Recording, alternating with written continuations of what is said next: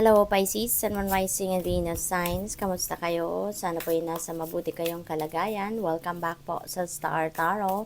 Kung bago kayo rito, welcome din kayo. Thank you sa inyong support. I truly appreciate it. God bless you all, Pisces. Pauna mensahe ninyo, Ten of Pentacles. Ayan, so mayroong usapin, dito regarding siguro mana, regarding yung mga inheritance, siguro meron ditong paghahatian na, no? Baka nag-uusap-usap ng pamilya at nagtitingin na kung yung mapupunta kanino, yung ganun. And maybe meron ng pag-uusap din dito about siguro mga papeles, no? Na kakailanganin para ma-claim or para ma-transfer na sa kung kanino man yung mamanahin dito, no? So may mga ganong ganap. This is also about wealth, no? Pisces, siguro meron ditong financial gain na paparating sa inyo. Maaari din na ang iba sa inyo dito is wealthy enough na talaga at kayo ay siguro nakapag-establish na ng inyong financial future. You've been working hard, no? Siguro para ma-ensure nyo na yung inyong financial security and stability. Kaya maaaring nandoon na kayo sa puntong yon. What else? We have Emperor. Speaking of stability, Emperor energy is also about stability, no? At hindi lang ito limited to stability pagdating sa kaperahan, trabaho, karera, negosyo, source of income, but this could also be about stability pagdating sa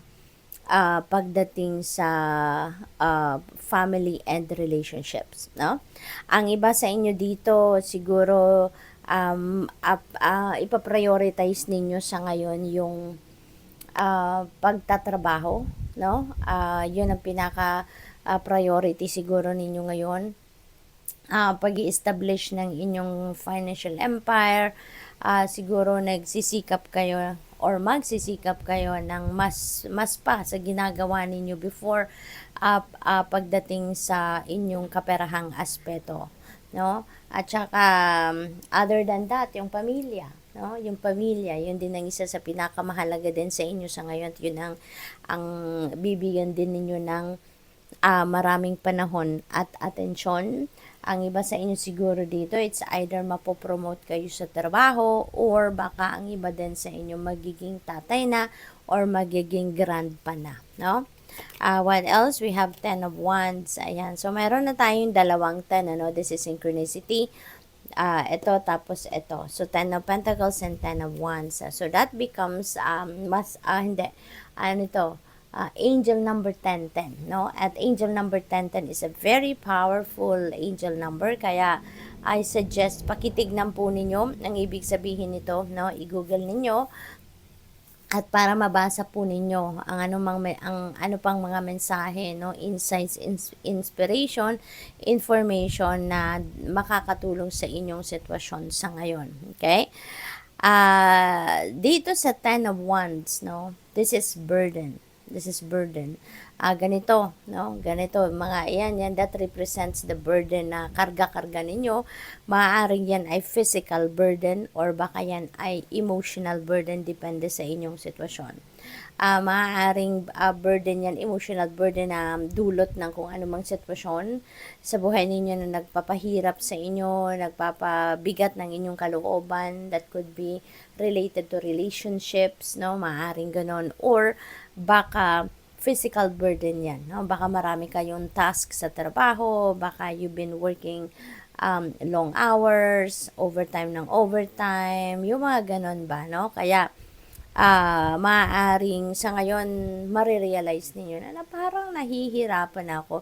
Maybe it's taking a toll on you already. And ngayon siguro because struggling na din siguro kayo physically, kaya yan ay i-give up nyo na or yan ay hihingi na kayo ng tulong. So, siguro ganon ang magiging pakiramdam ng iba sa inyo. Kasi, sa itsura nito, di ba, binababa nung lalaki na yung mga wants. Kaya, ibig sabihin, ibababa mo na. Kung ano man ang nagpapabigat sa'yo, ibababa mo na yon na ngayon. It's either you're going to quit or you're going to ask for help. No? So, depende sa inyong sitwasyon.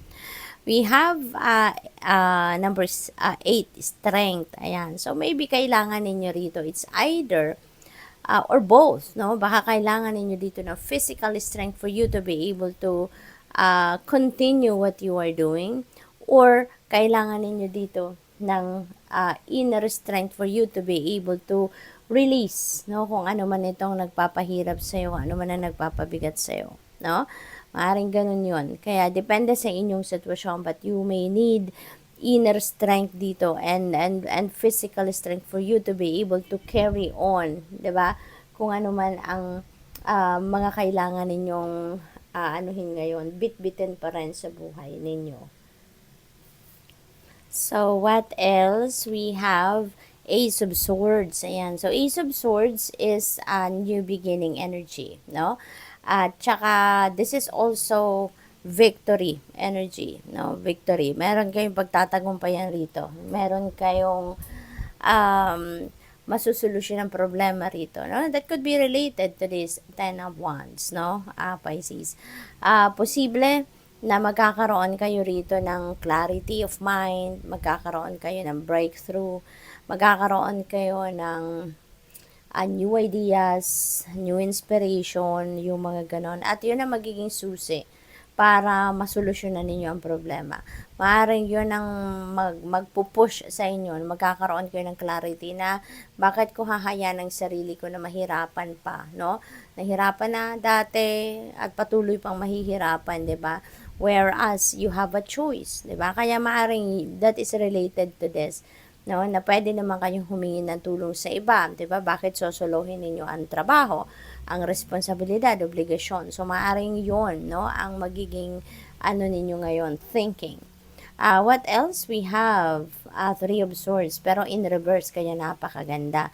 Moving on, si Pisces. Now, moving on, you have that optimism na sa ngayon, you have radical acceptance na, you're releasing pain, you are recovering from the heartache, from the emotional baggages and emotional wounds na naranasan ninyo rito, no? So, talagang, ano man ang ito, no? Whatever this 3 of Swords represents for you in the past, kung ano man ang nakasakit ng inyong damdamin, it feels like related itong dalawa. Ibababa mo na ngayon yung emotional burden na yan. Yung bit-bit ninyo sa dibdib ninyo na nagpahirap sa inyo, kaya handa na kayong mag-heal, handa na kayong mag-move on sa buhay, kaya ibababa nyo na yan. You are choosing to release yourself from agony, from hirap, no? Yung magulo ang isip, magulo yung yung damdamin ninyo. Ngayon, tatanggalin mo na yan. Pinipili mo nang maging maluwag ang inyong pakiramdam, maging maliwanag ang inyong isipan, no? Kaya tatanggapin mo na kung ano man itong naging sitwasyon mo. Tatanggapin mo na yan ng buong buo. You are ready to recover from pain, and you are ready to forgive because you are ready to heal. So, which is really good. What else? We have 9 of Swords, pero in reverse din. Kaya, magkakadikit, no? Or magkakamag-anak. yung energies na to sa ngayon, yung pangyayari ito, feels like iisa lang ito, na na kayo talaga, releasing worry na kayo, releasing anxiety. You're gaining clarity ngayon, which is really good. Kasi, pinapakita lang niya na pinapakinggan ninyo, no? Ang gabay ng inyong intuition. Pinapakinggan ninyo ang gabay ng Panginoon, ng divine. Kaya kayo papunta towards the light. Papunta kayo towards paginhawa ng inyong pakiramdam. You're letting go of your anxiety, of your worries. And more optimistic and positive na ngayon ang takbo ng isip ninyo. Kaya papunta na kayo doon sa pag-forgive at pag-heal, no? So, that's good. We have judgment in reverse. Yan. So, dati, no, meron kayong decision. Feels like to me ng decision na to related pa rin dito sa burden na to. That is decision na kailangan ninyong gawin in the past, no? At should I let go? Should I move forward? Should I move on? No? So, yun na napipick up ko dyan. At mapagdedesisyonan nyo na yan. No? Mapagdedesisyonan nyo na sa ngayon na kailangan na, no? Na maging positibo, kailangan na maging kailangan na maging optimistic kayo about sa inyong sitwasyon. Kaya it feels like to me na you are going to choose to move on. You're going to choose to forgive. You're going to choose to move forward sa buhay. No? At maaaring yan ang matagal na ninyong iniisip. If kaya nyo ba? No? Pero ngayon, kakayanin nyo. No? We have strength, energy. Kakayanin nyo talaga and you're moving forward. So, good luck. Thank you for watching. Love and light. Namaste.